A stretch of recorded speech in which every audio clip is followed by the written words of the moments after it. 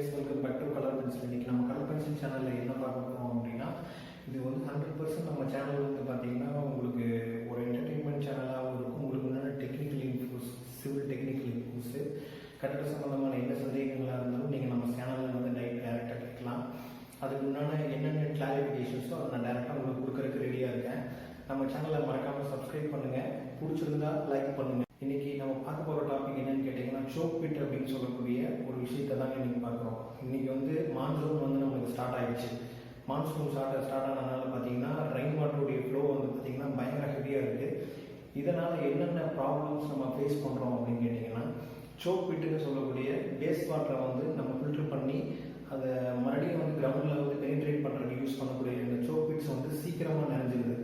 இதை நம்ம ஃபஸ்ட்டு மெத்தடில் என்ன மாதிரி மெத்தடில் பண்ணிட்டு இருந்தோம் அப்படின்னு கேட்டிங்கன்னா, பிரிக் பேக்ஸ்ன்னு சொல்லக்கூடிய செங்கல், உடைந்த துகள்கள் செங்கலை பயன்படுத்தி இதை வந்து நம்ம கிரவுண்டில் போட்டுட்டு டேரெக்டாக அந்த பைப்பை வந்து பெனிட்ரேட் பண்ணி விட்டுருவோம்.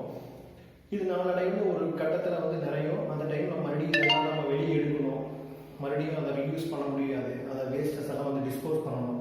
இதுக்கு முன்னாடி காஸ்ட்டை நீங்கள் அப்ராக்சிமேட்டாக பார்த்தீங்கன்னா இது உங்களுக்கு ஒரு 20,000 ரூபாய்க்கு மேலே செலவாகும். இப்போ நான் சொல்கிற மெத்தட் நீங்கள் யூஸ் பண்ணுறீங்கன்னா ஒரு 6,000 to 7,000.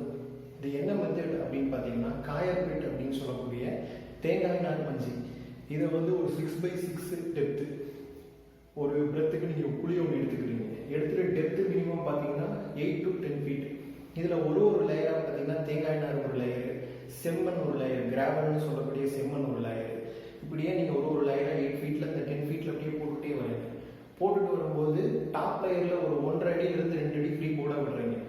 இந்த ஃப்ரீ போர்டாக இருக்கக்கூடிய ஏரியாவில் என்ன பண்ணுறீங்கன்னா, கீழே ஃபுல்லாக கிராவல்ஸ் பண்ணிடுறீங்க. கிராவல் பண்ணிவிட்டு கல்வாழை அப்படின்னு சொல்லக்கூடிய கல் போன்ற வலிமையுடைய வாழை, இந்த வாழையை வந்து நம்ம எங்கே டிக் பண்ணணுமோ குழி எடுத்த ஏரியாவில் ஃபுல்லாக இந்த வாழையை வந்து நட்டிடுறீங்க.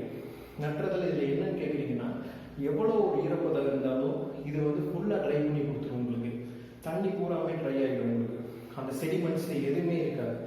இதில் நம்ம பண்ணக்கூடிய ஒரே ஒரு விஷயம் என்னன்னு கேட்டிங்கன்னா, நம்மளுக்கு ரா வாட்டர் வரக்கூடிய கிச்சன் வேஸ்ட் ஆகட்டும், பாத் வேஸ்ட் ஆகட்டும், ஏதாவது வரக்கூடிய ரா வேஸ்ட்டுக்கு முன்னாடி ஒரு இன்ஸ்பெக்ஷன் சேம்பர் ஒன்று கட்டுறோம். ஒரு செங்கல்ல ஒரு சின்ன சேம்பர் ஒன்று கட்டிக்கிறீங்க.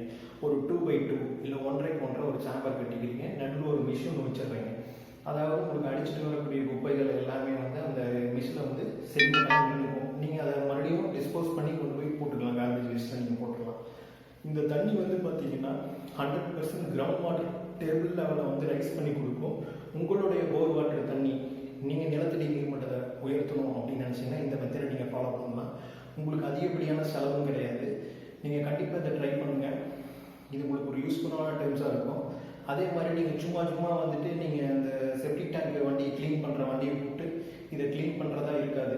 கண்டிப்பாக இது உங்களுக்கு ஒரு நல்ல சொல்யூஷனாக இருக்கும். பிடிச்சிருந்தா லைக்ஸ் பண்ணுங்கள், நம்ம சேனலை வந்து சப்ஸ்கிரைப் பண்ணிக்கோங்க, ஷேர் பண்ணுங்கள். உங்களுடைய கமெண்ட்ஸ் என்னவாக இருந்தாலும் நம்மளுடைய கமெண்ட் பாக்ஸில் போடுங்க.